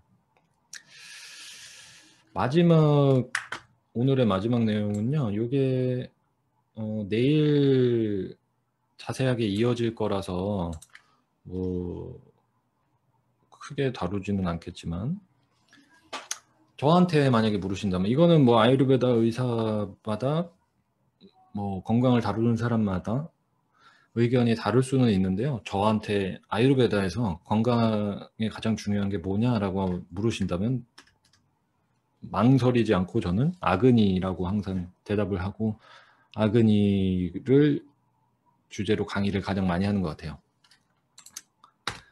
아그니는 산스크리트어로 불이라는 뜻이고요. 불. 생명의 불이라고도 표현을 하는데, 바로 아주 쉽게 이해를 하시려면 소화력입니다. 대사력. 그 중에서도 소화력이라고 보시면 돼요. 이것이 저를 건강하게, 완전히 종합병원 같았던 저를 건강하게 만들어준 것이 이 아그니를 관리를 하는 법을 제대로 배웠고, 아그니를 다스리는 것이 건강하게 오래 살 수 있는 길이라고 경전에서도 표현을 하고 있고요. 모든 질병들, 여러분이 앓고 있는 그 어떤 종류의 질병이건 질병을 시작하는 첫 단계는 이 사람의 아그니가 건강한지를 파악을 하고 아그니를 고쳐줄 음식과 약재와 생활습관 처방을 하게 됩니다. 아그니는 불이라는 원소를 가지고, 불은 활활 타는 그 불을 가지고 사람의 우리 몸 안에서 일어나고 있는 음식을 먹어서 소화시키고 흡수시키고 하는 일을 이 원소로 표현을 한 거예요. 그러니까 아주 쉬운 생각으로 불을 태워서 음식을 넣어주면 불이 활활 타는 양반들은 뭘 먹어도, 뭘 씹어 먹어도 소화가 잘 되고 건강한데, 이게 줄줄 새요. 불이 약해지고 이런 사람들은 같은 음식을 넣어줘도 소화가 잘 안 되기 시작하고 질병으로 이어지는, 아그니가 망가지기 시작하면 가장 문제가 되는 것이 바로 아마라는 것이 쌓이기 시작하게 되는데요. 아마는 바로 질병의 씨앗이다. 아마가 이제 소화되지 않고 남은 물질을 의미를 하는데요. 아그니가 약한 사람은 소화력이 떨어지고 같은 음식을 먹어도 소화가 되지 않고 남은 물질들이 체내에 남아서 질병의 씨앗으로 자리 잡는다. 내일 나올 내용 중에 가장 중요한 것이 우리의 현대인의 식생활 습관이 과하게 먹거나 자주 먹는 것들, 그리고 유단백, 유제품 단백질이 많이 포함된 거, 이런 것들을 주로 많이 먹기 때문에 소화가 안 되고 남는 물질들 중에서 제일 위험한 것들이 유제품에서 오는 단백질, 카제인이라고 하는 단백질, 뭐 동물성 지방이라든지 이런 것들이 가장 체내에 많이 남게 되고, 그것이 이제 아마로 자리를 잡게 되면 각종 암이나 면역성 질환이나 성인병으로 가는 가장 1호 문제가 되는 것이 바로 이거예요. 그러니까 암 환자다, 당뇨병 환자다, 고혈압 환자다, 신경성 질환 환자다, 관절염 환자다, 무조건 처음에 히스토리를 받을 때 이 사람의 아그니가 건강한지 소화력이 잘못되어 있는지를 체크를 해요. 그거를 바탕으로 시작을 하는 것이 아유르베다예요. 그러니까 요것이 디나짜리아 안에서, 하루를 건강하게 사는 법 안에서 이 사람에게 맞게 식단을 짜주고 생활 습관을 바꿔주는 이유가 여기서 오는 거죠. 아그니에 맞는 생활을 할 수 있도록. 그래서 올바른 선택과 뭐 이런 것들은 오늘 하기에는 내용이 좀 많을 것 같아서 내일 이어서 가겠고, 저희가 이론은 오늘은 가볍게 여기까지만 하고 질문을 받아보는 게 좋을 것 같아서요. 뭐 음소거 해제를 하고 하셔도 되고 아니면은 채팅으로 올려주셔도 될 것 같습니다. 오늘 들으신 것 중에. 그리고 이 컨텐츠들이나 뭐 방송 같은 경우는요, 저희 그 홈페이지, 뭐 슈리베다 홈페이지나 뭐 인스타그램, 유튜브, 네이버 블로그 다 똑같아요. 다 슈리베다예요. 어디다가 그냥 검색을 해도 유튜브도 슈리베다고 인스타그램도 슈리베다고. 그런데 매일매일 이제 저녁 8시 20분에 무료로 하는 라이브 강의도 있으니까요. 궁금하신 거나 뭐 이런 부분도 인스타그램 라이브로 8시 20분에 2020년이라서 20시 20분에 하는 그런 거거든요. 그래서 여기서 또 참고하실 수 있고 유튜브에 그냥 슈리베다 검색하셔도 거기에 뭐 아유르베다 레시피, 뭐 향신료, 경전 설명한 거, 뭐 요가 명상 영상 뭐 다 올라와 있고요. 인스타그램 네이버 블로그에도 저희 뭐 수업이나 뭐 수업 일정이나 후기 같은 거 다 올라와 있으니까 네이버든 인스타든 유튜브든 뭐 다 슈리베다입니다. 네. 거기에서 더 질문을 하실 수도 있고요. 오늘 그래서 뭐 궁금하신 부분 있으시면은 질문 주세요. 저는 외국에 자녀들이 있어서 자주 가는 편인데요. 아까 선생님이 세 번째 말씀하신 거 믿음이 깨어진 상태에서 그 해외여행을 가면 바로 이게 모든 게 변하잖아요. 특히 가까운 뭐 동남아시아가 아니라 이제 미국 같은 데 가면 정말 시간이 반대로 되어 있는데, 근데 가자마자 첫날 바로 뭔가를 하게 돼요. 보통은 아침에 내리는 비행기를 타다 보면 그날 하루를 바로 어떤 일을 이제 바로 하게 되더라고요. 근데 아까 말씀하실 때 이제 그런 경우라고만 말씀하셨지, 만약에 그런 믿음이 깨어졌을 때 말하자면 시간이나 음식, 환경 모든 게 변했을 때 좀 더 내 몸을 더 스트레스 받지 덜 받게 할 수 있고 조금 더 괜찮은 방법이 있을까요? 아주 쉽게 하시려면요. 음식을 적게 드시는 것부터 시작을 하시면 돼요. 아그니에 부담을 주지 않는 음식을 적게 먹거나, 왜냐하면 음식도 갑자기 바뀌고 물도 바뀌고 다 바뀌잖아요. 적응을 이제 쉽게 하시려면은 급격하게 떨어지거나 급격하게 올라가는 게 문제이기 때문에 그냥 식사 자체를 가볍게 무조건 따뜻하고 가벼운 음식으로 가시는 게 좋고요. 그리고 음식 아이템 자체가 너무 상이하게 달라지는 것보다는 조금 비슷한 재료로 드시는 게 당연히 좋겠지만 뭐 그러기 쉽지가 않을 거 아니에요. 그렇다면 기본적으로 가장 쉽게 할 수 있는 거는 따뜻한 음식 그리고 좀 소량으로 드시는 것, 조리가 된 음식을 드시는 게 좋아요. 그러니까 이런 변화가 크게 일어난 상태에서 소화력이 많이 떨어진 상태면 찬 음식이거나 생으로 된 음식을 과식을 하게 되는 것이 가장 위험하기 때문에 음식부터 일단 소량으로 따뜻하게 드시는 것부터 시작을 하실 수가 있겠고, 자기 전에 발바닥이랑 두피 정도를 오일로 마사지를 하는 것이 그 jetlag을 예방하는 데 있어서도 두피랑 발바닥으로 오일을 동시에 이제 마사지를 해주시는 거, 저녁에 이런 것들이 조금 도움이 될 수가 있어요. 그 외적으로는 이 젤렉 자체를 좀 줄이는 뭐 라이트 뭐 불빛으로 하는 요법도 있고 하지만 이런 것들은 조금 실천하기가 어렵고, 앞서 말한 것처럼 음식 그렇게 케어하시고 두피랑 발바닥을 따뜻한 오일 마사지 하는 거, 그리고 피스타치오 아시죠? 피스타치오 2알 드시면 나한테 필요한 멜라토닌 양은 다 들어가 있어요. 피스타치오 2알이 이제 현대의학 영양학에서 이제 제시하는 거기도 한데, 그 2알 안에는 멜라토닌 호르몬 충분한 양이 다 들어가 있다는 거. 하지만 그것으로 충족이 되지 않는다면 호르몬 가지고 컨트롤되는 상황이 아니라는 것만 아시면 되는데, 그렇게 기본적으로 하실 수가 있어요. 네. 네, 또 질문 있으신 분 말씀해 주시면 되겠습니다. 손들기 기능 이용하시거나 아니면 채팅방에 남겨주시면 제가 읽어드리도록 하겠습니다. 질문. 제가 한마디 더 해도 될까요? 네네.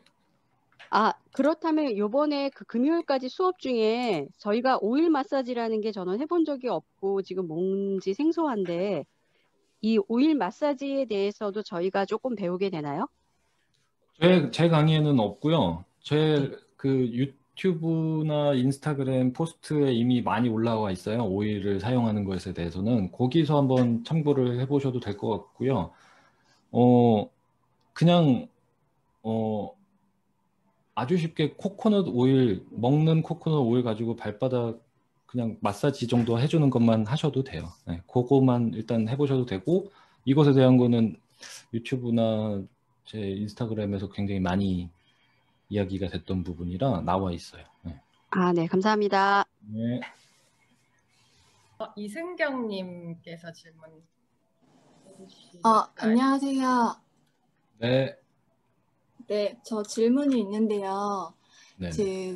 그 아유르베다 수업을 들었던 적이 있는데, 그 수면, 이제 불면증 같은 게 있을 때는 자기 전에 따뜻한 우유에 기오일이라는 것을 넣어서 조금 먹으면 좋다는 얘기를 들은 적이 있는데요. 그 기오일을 구하기가 그렇게 쉽지가 않더라고요. 그래서 아이허브 같은 사이트에 들어가도 늘 품절되어 있고 해서 혹시 우리가 이 한국에서 쉽게 구할 수 있는 대체로 할 수 있는 오일이 다른 것이 있을까요? 저라면은 그렇게 먹으라고 하지는 않을 것 같거든요. 저라면은 우유에다가 기호일이면은 저는 바로 배탈이 날 조합이기 때문에 소화력이 약한 사람이 그렇게 먹어서는 일단은 안 되고요.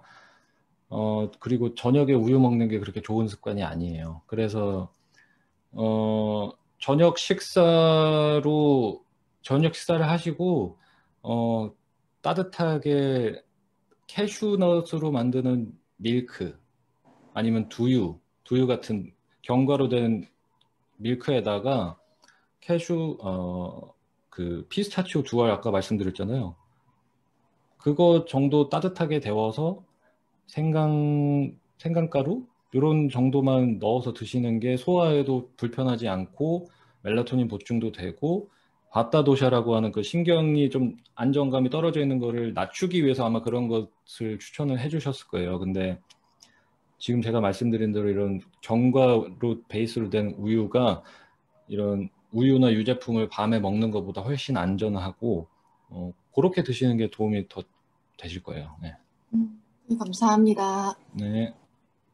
그리고 요새 기 버터가요, 한국에서 정식 수입해서 판매하는 업체들도 있어서 뭐 쉽게 사실 수가 있어요, 요새는. 네. 네, 감사합니다. 네. 네, 또 질문해 주실 분 손 들어 주시거나 음소거 해제하고 말씀해 주시면 감사하겠습니다. 안윤희님 계신가요? 안윤희님께서 네. 질문을 해주셨는데 직접 해주시거나 아니면 제가 저는 안 보여요. 네, 저한테만 왔네요. 안윤희님께서 나이지 네. 못한 상태가 궁금해요. 이렇게 질문해 주셨어요. 아까 나이지 못한 상태. 가만히 멍 때리실 수 있는지 보시면 될 것 같은데요. 네? 가만히 멍을 때리실 수 있는지 보시고 가만히 있어도 불편하지 않고 일단은 질병이 없는 상태여야 하는 게 아유르베다에서는 기본적으로 맞거든요. 질병을 어원을 보시면은 영어로 이제 표현할 때 disease라고 표현하잖아요. 그게 disease한 상태, 불편한 상태가 바로 질병이란 말이죠. 그래서 무언가 하나라도 육체적으로든 마음적으로 질병인 상태, 불편한 상태이시면 뭐 나로 있는 상태가 힘들겠죠, 당연히. 그러니까 정신적, 육체적으로 불편함이 없는지를 체크를 해보시면은 가장 쉬운 방법이 아닐까요. 네. 자기한테 스스로 물어보셔야 될 것 같은. 스스로 물어보셔야 된다고 합니다. 이경희 님이 잠이 잘 안 드는데 숙면을 위한 도움이 될 만한 조언을 부탁드린다고 하셨는데요. 왜 잠이 안 오는지를 스스로 체크를 먼저 해보셔야 돼요. 왜 도대체 잠이 안 올까? 잠을 안 오게 하는 게 아까 말한 대로 블루라이트를 너무 많이 봐서 잠이 안 오는 사람이 있고, 마음이 지금 나랑 결합이 돼서 자는데 유도를 잘 할 수 있는 사람인지, 아니면 다른 데 자꾸 마음이 가 있는지, 아니면은 체력적으로 굉장히 떨어져서 체력이 떨어져도 이제 잠을 못 자거든요. 그리고 체력적으로 떨어져 있는 상태인지, 그리고 햇빛을 하루에 30분 정도 쬐셔야 돼요. 바깥에서 창 통해서 들어오는 것만 받으시면 얼굴만 다 타니까 밖에 나가셔서 30분 정도를 해를 쬐야, 그러면서 걸으셔야 되거든요. 그거를 하셔야 밤에 아까 말한 그 잠을 잘 오게 하는 호르몬들 분비가 잘 돼요. 그러니까 그런 것들을 하면서 본인에게 문제가 일어나고 있는 부분을 좀 체크를 해봐야 될 것 같거든요. 어떤 분들은 뭐 소화가 잘 안 돼서 잠을 못 자기 때문에 저녁 식사부터 케어를 해 주셔야 되는 분들도 있고 너무 다양하기 때문에 이거는 본인이 아까 지금 안윤희님이 질문하신 거랑 똑같아요. 불편한 게 마음이나 육체적으로 어디가 불편한지를 먼저 빨리 체크를 하시고 이게 불편한 거를 병이라고 생각하지 않고 불편한 건 이 정도는 뭐 나는 원래 가스가 잘 차니까 나는 뭐 좀 피부가 좀 예민한 편이니까 나는 뭐 각 비염을 달고 사는 사람이니까 이게 불편한 상태를 그냥 그대로 이렇게 두시면 장기적으로 만성질환으로 가는 원인이 되고 그것이 바로 내가 편하게 있지 못하는 상태이기 때문에 자기가 스스로 진단을 해볼 필요는 있어요. 어디가 불편한지는. 그렇습니다. 다음 질문이 다르마 프렌드님께서 질문해 주셨는데요. 고혈압, 전립선 비대증도 아유르베다로 치유 가능할런지요? 아유르베다로 치유가 가능하다, 안 하다 이거의 문제는 아닌 것 같고요. 고혈압 같은 경우에는 기본적으로 대사가 변형된 질환이다. 전립선 같은 경우는 이 고혈압은 좀 쉽게 말씀을 드릴 수가 있고 전립선 문제는 뭐 개인적인 히스토리를 더 받아봐야 되기 때문에 고혈압 얘기를 말씀을 드리면요. 고혈압은 대사가 변형된 질환이에요. 이게 어떻게 이해를 하시면 되냐면 내가 평상시에 음식을 어떻게 먹었는지 어떻게 움직임을 가졌는지 운동을 했는지 이 두 가지가 굉장히 중요한 요소가 될 거예요. 이 두 가지 요소가 내 대사에 문제를 일으키기 시작을 할 거란 말이죠. 평상시처럼 펌핑을 하면 심장에서 평상시처럼 펌핑을 해주면 혈액순환이 이 사람이 안 돼요. 왜냐하면 내가 여태까지 먹어온 음식이나 운동을 부족하기 때문에 혈관이 두꺼워지고 막히기 시작한단 말이죠. 그럼 심장 입장에서는 이 사람을 쓰러지게 두면 안 되잖아요. 그러면 심장이 열심히 펌핑을 합니다. 살리기 위해서. 내 대사가 내가 먹은 음식 때문에 변한 거예요. 지금 내 생활 습관 때문에 열심히 펌핑을 하는데 병원을 가보죠. 병원을 가서 혈압 검사를 하니 고혈압입니다. 위험합니다. 왜냐하면 현대의학에서 보는 거는 수치를 평균을 잡아놓고 이 수치에 들어가면 약을 권할 수밖에 없어요. 이거는 현대의학이 잘못된 게 아니라 체계가 그런 거예요. 이렇기 때문에 고혈압입니다. 그러면 약을 받아와요. 고혈압 약을. 먹기 시작하죠. 고혈압 약을 드시는 분들은 다 들어보셨을 거예요. 평생 먹는 약이다. 왜 그렇겠어요? 약을 먹으면 열심히 펌핑을 하는 혈압을 억지로 낮춰요.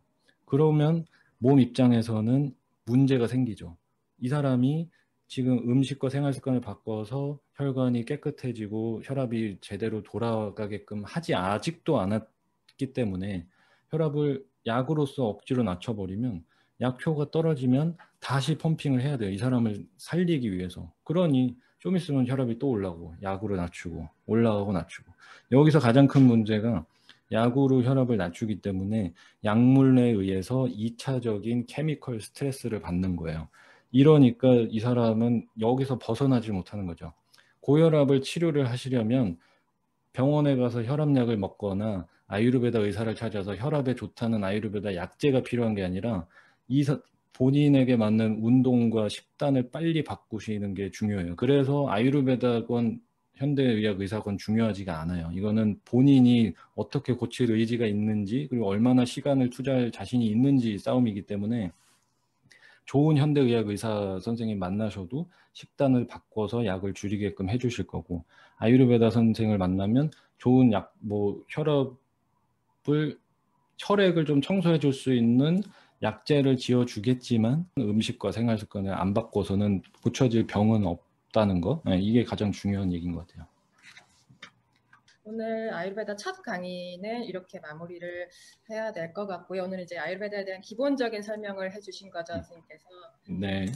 선생님 오늘 긴 시간 강연해 주시느라고 고생 많으셨습니다. 감사합니다. 네, 다들 참여해 주셔서 감사합니다.